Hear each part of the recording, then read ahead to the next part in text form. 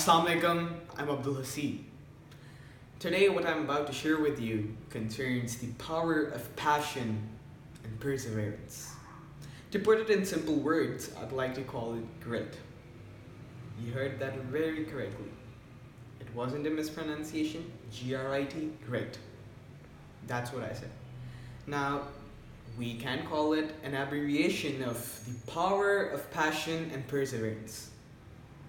We can call it an abbreviation, but basically grit, it's actually a personality trait which an individual develops. As soon as a person who possesses grit, he's able to regulate himself, is able to postpone the need for some positive reinforcement, and is diligent, focused, and persistent about a task. Simply about it. He isn't bored about it. But since there's a villain in every story, there is talent which turns the tables down, which turns things upside down. Talent, by all means, is just portrayed as a villain. It's just portrayed. By all means, it isn't something bad. The thing is that we need to know that it is just a singular thing. It is the only thing, that isn't required. What we say over here is that it is a factor of many. One factor of many things. It isn't the only thing that we require, or it isn't the only most important thing that we require. It is something, but it is partial part towards what we need. That's what it is. And if we give too much attention to it, everything else disvalues. Everything else. The bad part is that we are giving it attention. We are giving it attention. When someone achieves something, we label them as talented, right? They're talented. The point over here is that supposedly those naturals, the ones who are gifted, are not actually gifted. Maybe there are many talented people out there. Many, numerous, right? But people, once again, we come back to us, we say that effort is more important than talent. Yet we are still surprised, still impressed by the people who are supposedly the gifted ones. We're still impressed from those. Talent has turned the tables upside down now. You see, this society, it's just shaped like this, that someone puts in their efforts, their time, their energy, their hard work, they give their passion, they persevere, they do everything.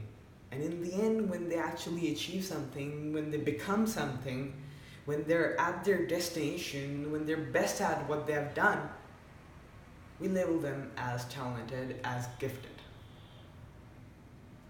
We are not considering the amount of efforts, the amount of time, the amount of energy, the amount of passion that was required to achieve that rank, that very work that person has done. No, but that person is gifted, he's talented, so it was obvious. Now we're impressed, there is nothing else left. Nothing else. There are lots of people out there gifted, but true greatness can never ever be achieved without great effort. Now let's put this in a mathematical order.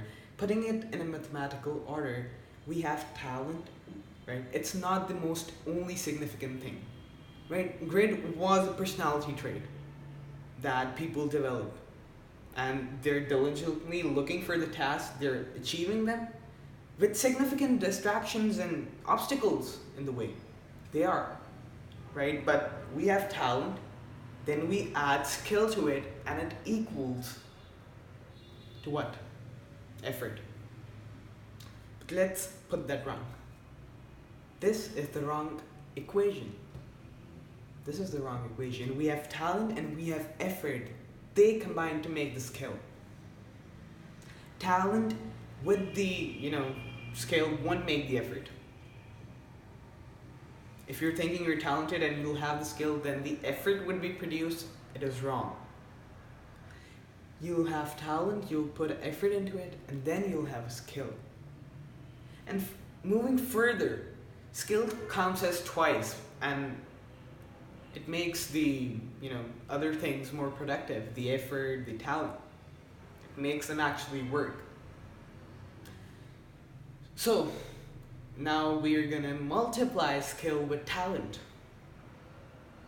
What does that equal to? Achievement. That equals to achievement. There are many things that we do. Many things. If we're talented or not, that's something to be put aside.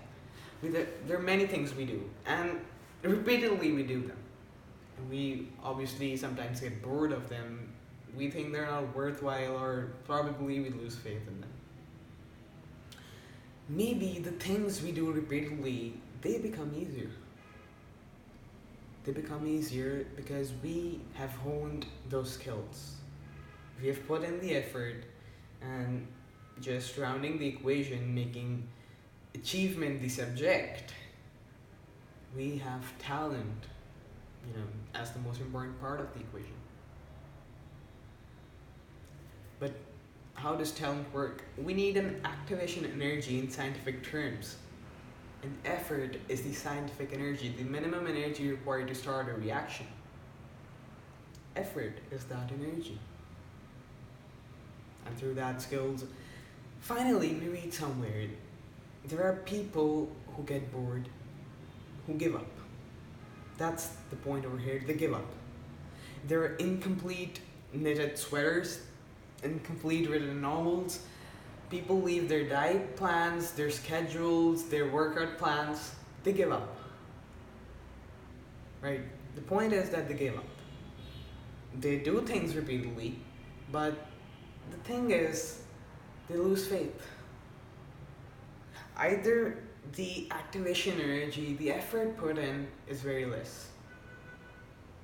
It's very less. And they're totally relying on their talent, which is not going to happen. It's not going to happen. Only effort would do it. On the other hand, we have the supposedly strivers. The ones who are using their skills, who are using their efforts, their time, their energy.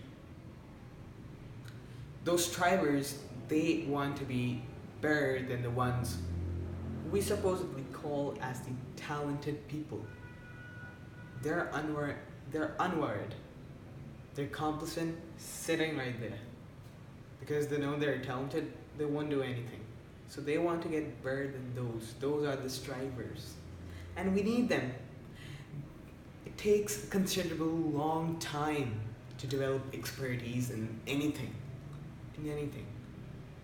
And this is one big reason why perseverance, the power of perseverance, is very vital. Is very, very aura. It has a very strong aura. And we need it. It takes a considerable, very, very long time to be really, really good at something. Very long time. But that doesn't only require your talent. That requires your efforts, your skills, and in the end, what you need is the achievement. So the point over here is that we need a philosophy, an overarching vision of something. Imagine a hierarchy of goals. Little goals at the bottom, like being punctual to work every day, reaching work at time every day, or waking up early in the morning, or whatever are the little goals. And then we have the important goals that are your career plans. Those are the important goals. So, the point over here is that it's not even desirable, and it might not be possible for any one of us to have only one single goal to rule our lives. In which case, maybe there should be only one rule to rule over us in our professional, lives. In our professional lives, only one committed rule should be the one ruling over it. Only one. In case there should be this one, but to achieve, higher higher goals, your higher level goals. We have different levels now, so we need higher level goals. We need to be a little flexible about the lower level goals.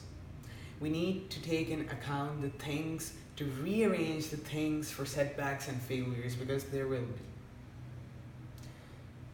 It's important that we align our goals chain command, the better it gets. Prioritize your career goals because the time and energy is very limited. It's very limited. The thing is that we think we have a lot of time, but we don't. That's the point. Now, we don't have time, but the grit isn't something specially that is stubbornly. It's very stubborn on actually pursuing you to run before every goal you have. Grit won't do that. It won't pursue you to run before every goal that you've made. This is something I can tell you right now.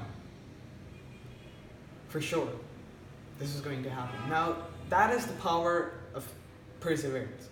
If you continue something, if you're persistent about something, only then that would lead to expertise, because it takes a very long time to be very good at something.